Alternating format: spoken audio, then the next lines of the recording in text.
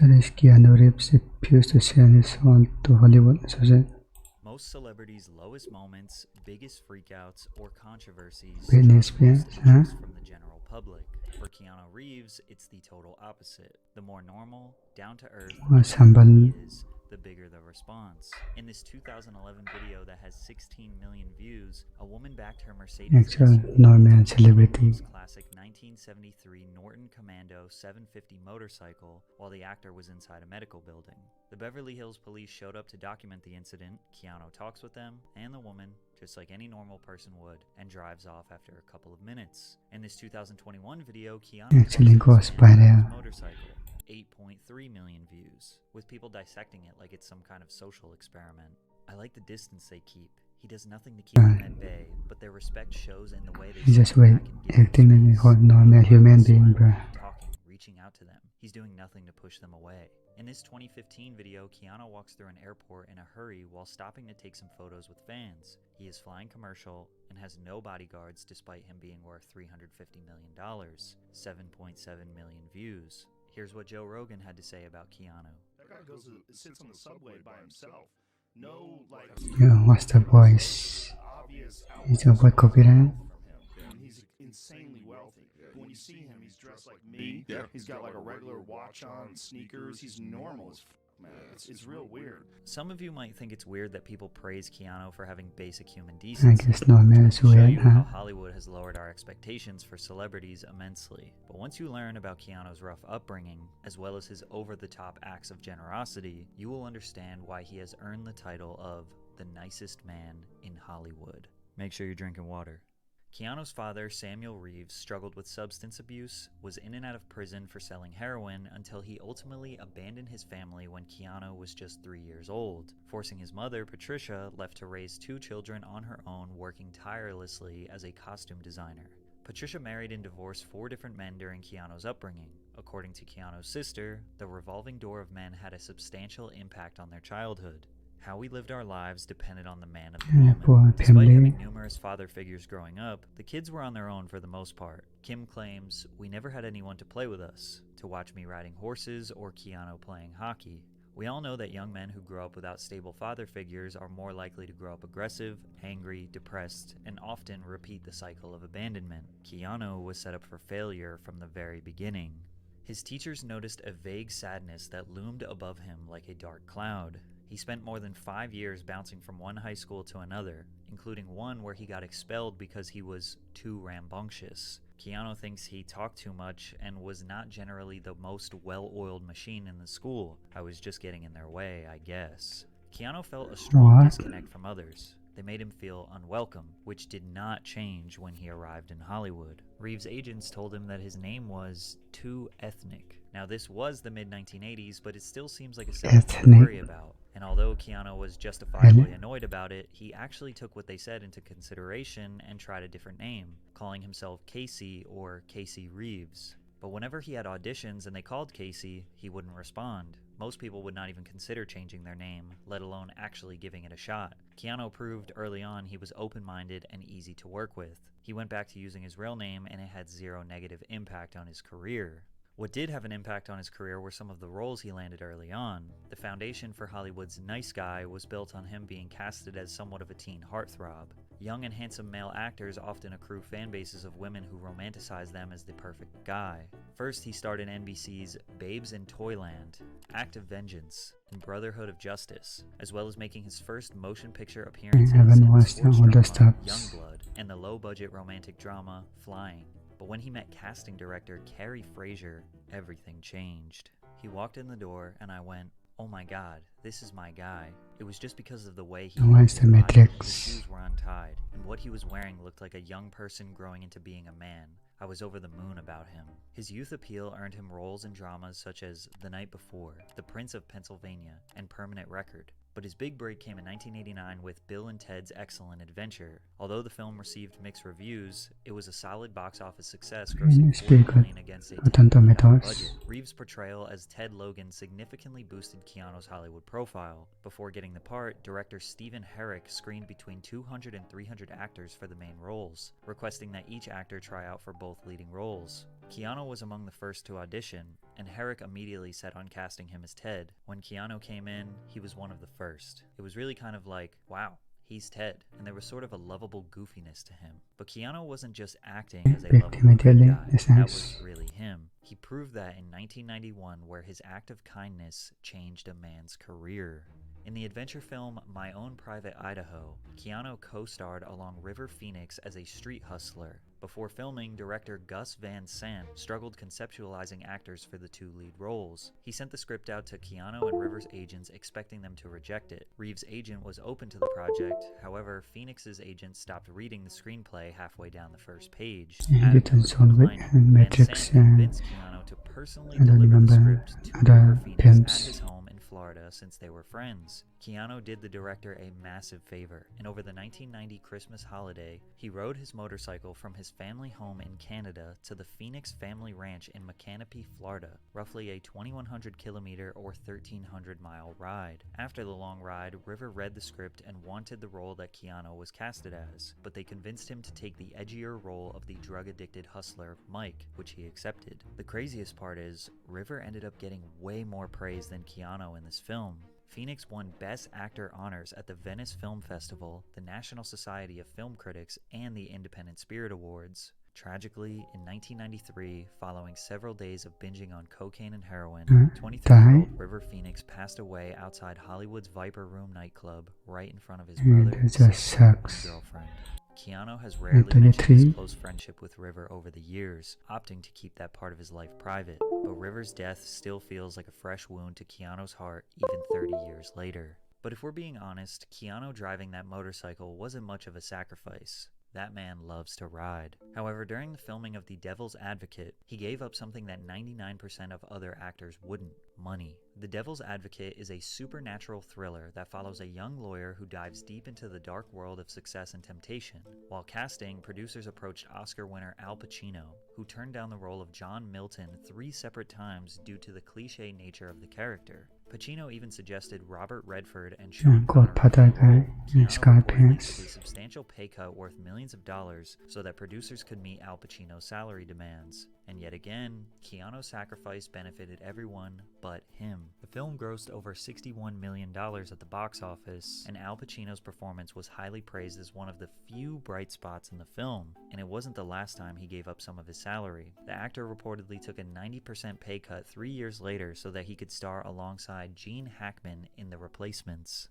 But it didn't really matter if Keanu was a great guy or not, because many people thought he was a mediocre actor. In his most successful film at this point, he was considered the worst performer. Bram Stoker's Dracula was the award-winning gothic horror film where Reeves portrayed Jonathan Harker. The film was critically and commercially successful, grossing $82 million worldwide, surpassing Point Break as Keanu's highest-grossing film. Although the film was a success, many critics disagreed with Keanu's casting and considered his performance weak. Total film writer Josh Winning said that Keanu's work spoiled the movie. He mentioned it in a 2011 list of 50 performances that ruined movies. Keanu's attempt at an English accent has been considered one of the worst accents in the history of recorded film. Yes, British accent.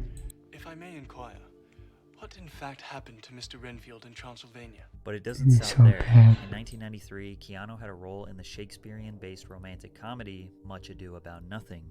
Despite receiving positive reviews, Reeves' casting once again garnered criticism, and he would be nominated for Worst Supporting Actor at the Golden Raspberry Awards. After 2 more lackluster drama films, Keanu's career was on life support. Luckily for him, something big was right around the corner. Speed, an action classic whose premise revolves around a bus that is rigged by a terrorist to explode if its speed falls below 50 miles per hour. In 1993, they were looking for an actor to portray the protagonist, Officer Jack Traven. They considered Tom Cruise, Tom Hanks, Wesley Snipes, and Woody Harrelson, but landed on Keanu. And again, he had to make some major sacrifices for this role. The director, Jean de Bont, didn't want the character to have long hair, so Keanu shaved his head. But then the studio executives got so upset over his shaved head that they demanded he wear a wig. But this was the director's vision, so they trusted him. However, there were more problems. De Bont didn't think Reeves looked strong enough. The thing with Keanu is that he looks very boyish. I didn't want him to be like a kid, and he loves to be like a kid. Keanu was yet again dedicated to completing a director's vision. He spent 2 months filling out his frame and getting in shape for the role. He was nervous in the beginning,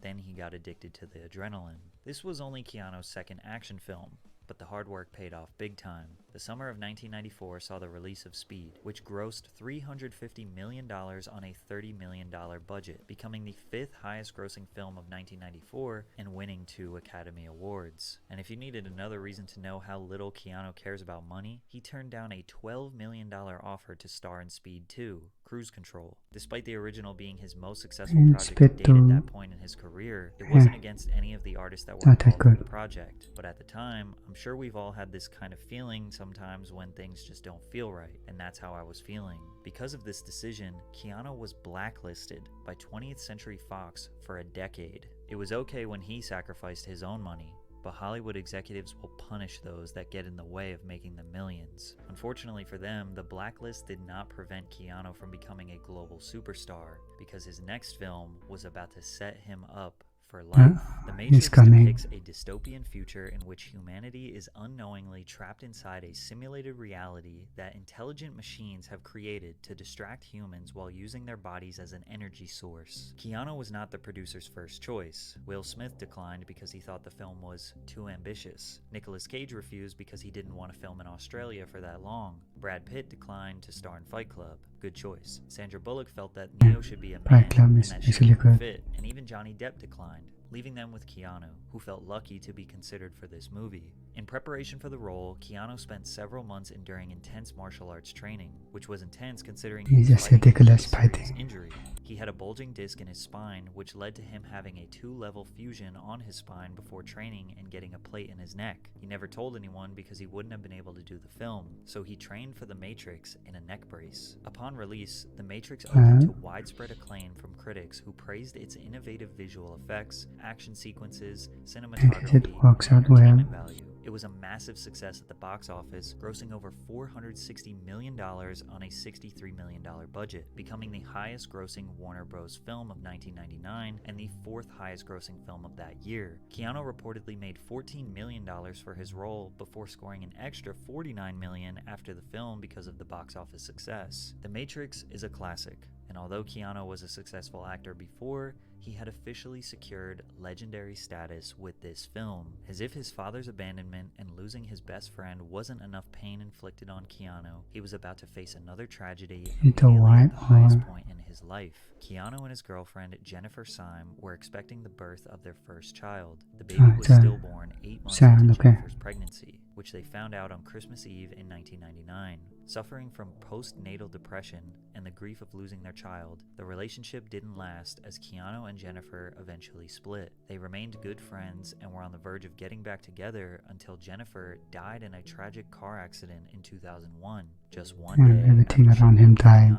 And even with this unfathomable amount of tragedy, Keanu remains strong and uses his grief as motivation to give to others, because shortly after this, Keanu started a cancer foundation. In 2009, Reeves revealed that he has a private foundation that's been running for 5 or 6 years, and it helps aid a couple of children's hospitals and cancer research. I don't like to attach my name to it, I just let the foundation do what it does. Where most celebrities try to indulge in their own moral grandstanding and pretentiousness when they do a good deed, Keanu kept it private for as long as possible, but his generosity doesn't stop there. During production of the sequel, The Matrix Reloaded, Keanu filmed a scene where his character Neo was involved in a battle fighting a bunch of clones of Agent Smith. The scene involved a dozen stuntmen who all acted as different Smiths in the scene. To thank them for their hard work, Keanu generously gave each member of the film's stunt team a brand new Harley-Davidson motorbike. And no, this wasn't the only time he ever gave gifts to cast members. Reeves gave his John Wick Chapter 4 stunt team personalized Rolex Submariner watches to thank them for their hard work. The watches were worth $10,000 each. He also took care of the Matrix Resurrection stunt team, booking them an all-expenses-paid trip to the premiere. As a token of his appreciation, Reeves took care of the private jet travel and hotel accommodations, premiere tickets, and even organized a special post-premiere brunch for invitees, among other gifts. It was reported by multiple news outlets that Keanu donated $31.5 million or 70% of his Matrix money to He cancer knows the research. pain others are However, feeling. the story is not true. Keanu Reeves did not donate 70% of his salary to charity, his publicist confirmed. The internet immediately ran with this narrative because anytime they can get an excuse to praise Keanu for his generosity, they will take it. And after all, it does seem like something he would do. Ironically, the gesture that got him the most praise and attention was by far the most simple and normal. In 2011, this video of Keanu on the New York City subway went viral. After noticing a woman carrying a hefty bag, he pointed to his seat and asked if she wanted to sit down. The woman accepted the offer, at which point Keanu got up to let her take the seat he was occupying. The video has more than 42 million views. Just the idea of him riding the subway instead of a silk gentleman, huh? limousine or having a personalized driver made people relate to the icon, let alone giving up his seat. Many photos of him with women went viral that point out his no-touching policy. He was being coined a respectful Nice. king because he refuses to rest his hand on women while taking photos with them, and he rather just floats it a few inches away from their back. Most celebrities' dark side or controversies drive the most engagement. For Keanu, it's the total opposite. Viral Keanu news is him giving to homeless people, or spending time with them on the street, playing with puppies, showing a plush toy around China, or dropping genuine wisdom on us. What do you think happens when we die, Keanu Reeves? I know that the Huh? ones who love us will miss us.